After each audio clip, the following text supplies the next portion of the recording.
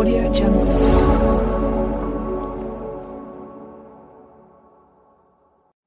Hello friends, अब देखते हैं important questions from the chapter fluid and electrolytes. तो वैसे इसमें बहुत फास्ट है, पर मैंने थोड़े से इंपॉर्टेंट क्वेश्चंस डाले हैं आपके लिए। सबसे पहले क्वेश्चन आता है कि कौन से आईवी फ्लूइड्स आइसोटोनिक है। Which of the following IV fluid is an isotonic solution.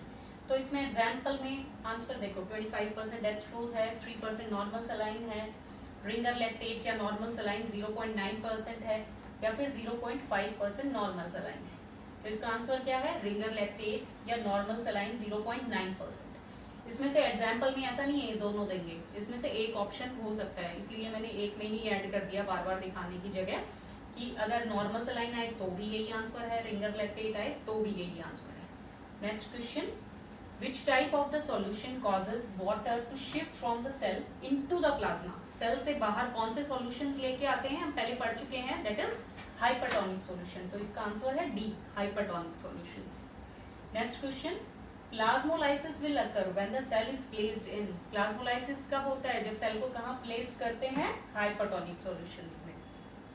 Next question है, osmolality of 0.45% sodium chloride is, क्या होती है। देखो हमको सबकी याद नहीं हो सकती है, बट हमें पता है कि नॉर्मल हमारी बॉडी की, हमारे प्लाज्मा की कितनी है, 270 से लेके 295 और 300 तक, इट इज नॉर्मल। सो अगर इसकी पूछ रहे हैं 0.45, हमें सबसे पहले पता होना चाहिए सॉल्यूशन कौन सा है, ये है हाइपोटोनिक सॉल्यूशन। तो हाइपोटोनिक सॉल्यूशन की किससे, 270 से कम ही होगी। अब हम ऑप्शंस में देखते हैं, ये 270 से तीनों ज्यादा है, तो डेफिनेटली इट इज 154 मिली ऑस्मोमोल पर लीटर। तो ये थोड़ा सा दिमाग से याद वो करना है, कंफ्यूज नहीं होना, हमने याद ही नहीं की हुई, कोई बात नहीं, हमें देखना है कि सॉल्यूशन कौन सी कैटेगरी में फॉल करता है, तो अकॉर्डिंगली हम उसकी डिसाइड कर सकते हैं। Then how much salt must be added in 1 liter of water to make a solution of normal saline 0.9%। कितना होता है, देखो जो नॉर्म 0.9% होता है ये पर 100 ml होता है। तो इसमें हम क्या करेंगे, 1 लीटर में इन्होंने पूछा ना, तो 1 लीटर में कितना करेंगे हम, पर 1000 में जब करेंगे तो अगर हम इसको सॉल्व करते हैं तो कितना बचता है, 9 gram. So answer is 9 gram. Simply छोटा सा सिंपल मैथ है इसमें, और कुछ नहीं है। अब हम पढ़ेंगे which one of the following have a physiologically hypertonic solution. जैसे आइसोटोनिक सॉल्यूशन पूछे, ऐसे हाइपोटोनिक या हाइपरटोनिक सॉल्यूशंस भी पूछ सकते हैं। तो उसका आंसर है सीधा सीधा 3% सोडियम क्लोराइड। मैंने बताया था hypertonic solution 3 to 5% sodium chloride हो सकता है। अब है amount of salt into isotonic solution. ये ऐसे क्वेश्चन घुमा फिरा के 2-3 एग्जांपल मैं अभी दिखाऊंगी, बहुत बार आते हैं रिपीटेडली, हमें कंफ्यूज नहीं होना है। अमाउंट ऑफ सॉल्ट कितना आइसोटोनिक में, सीधी सी बात है 0.90%। 0.9% हम पढ़ रहे हैं ना नॉर्मल सलाइन, तो वही सॉल्ट है। नेक्स्ट क्वेश्चन भी सेम है लगभग, जैसे isotonic saline means saline having concentration of, saline की कितनी कॉन्सेंट्रेशन है आइसोटोनिक में, 0.9। Again it is the answer. तो इन क्वेश्चंस में हमें कंफ्यूज नहीं होना है बिल्कुल भी। नेक्स्ट है 5% डेक्सट्रोज इन वाटर इज। देखो मैंने पढ़ाते टाइम भी मेरी एक रील है जिसमें मैंने एग्जांपल्स दिए हुए हैं तीनों सॉल्यूशंस के, आप उसको देखना, उसमें एग्जांपल क्लियरली बताए हुए हैं। तो इसमें क्या है, 5% डेक्सट्रोज इन वाटर, ये देखना जरूरी है। अगर वाटर में है then it is a isotonic solution. अगर ये सलाइन में है, नॉर्मल सलाइन में है 0.9% वाली, तो ये क्या बनता है, हाइपरटोनिक बनता है। तो कंफ्यूज नहीं होना। तो 5% डेक्सट्रोज इन वाटर हुआ तो क्या हुआ आंसर, आइसोटोनिक सॉल्यूशन। अब नेक्स्ट क्या है, टोनिसिटी। ये कई बार हम एकदम से नया डिफरेंट वर्ड सुनते हैं, जबकि ये कुछ नहीं होता, सेम ही चीज होती है। Tonicity of Ringer lactate solution क्या है, तो अब हम सोचेंगे टोनिसिटी क्या होती है, कुछ नहीं होता। देखो ये टोन लिखा हुआ है ऑलरेडी इसके पीछे, तो टोन रिंगर लैक्टेट क्या है, आइसोटोनिक, तो आइसोटोनिक। टोनिसिटी क्या है, आइसोटोनिक। अब नेक्स्ट क्वेश्चन है हमारा कि देखो जब भी हम पोटेशियम लेते हैं, एक तो होती है नॉर्मल वैल्यू जितनी रिकमेंडेड होती है, रिकमेंडेड डोज क्या होती है इसकी 5 to 10 milliequivalent per R, इतनी ही रिकमेंडेड होती है। पर मैक्सिमम रिकमेंडेड जो किसी भी कंडीशन में इससे ऊपर नहीं होनी चाहिए, it is 20 milliequivalent per are.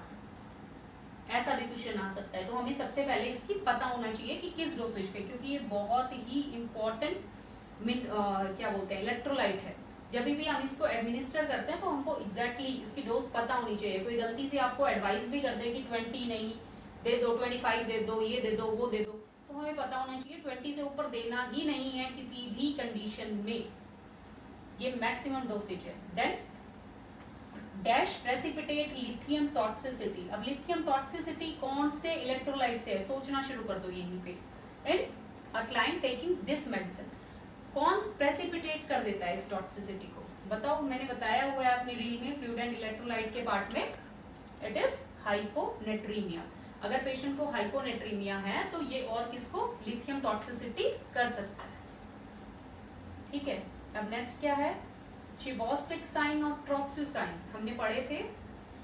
Positive किन में होते हैं बताओ। एक तो होते हैं इनमें से ऑप्शंस देखो, हाइपोकैल्सीमिया में, जब भी बॉडी में कैल्शियम कम होता है तो चिबोस्टिक और ट्रोस्यू साइन हो सकते हैं। प्लस एक और इलेक्ट्रोलाइट में होते हैं, किस में होते हैं, हाइपोमैग्नीसीमिया, जब बॉडी में मैग्नीशियम कम होता है तो भी, क्योंकि मैंने बताया था कैल्शियम और मैग्नीशियम दोनों एक साथ चलते, तो उन दोनों में ही ये साइन पॉजिटिव होता है।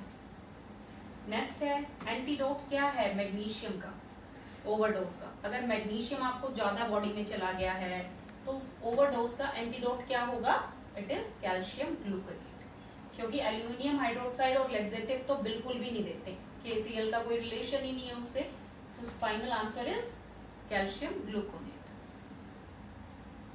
अब है अगर potassium level of a client is 5.7 milliequivalent per litre. अब यहाँ पे एक डोसेज, एक वैल्यू दी गई है इलेक्ट्रोलाइट की, तो सबसे पहले हमें पता होना चाहिए नॉर्मल वैल्यू क्या है। 3.5 से 5 मिली इक्विवेलेंट पर लीटर, तो हमें पता चल गया ये क्या है, ये ज्यादा हो रखा है, जितनी हमारी नॉर्मल रेंज है उससे बढ़ गई है ये वैल्यू, ठीक है। तो पेशेंट किस में हुआ, हाइपरकैलीमिया, यहाँ पे हमें क्लियर हो गया।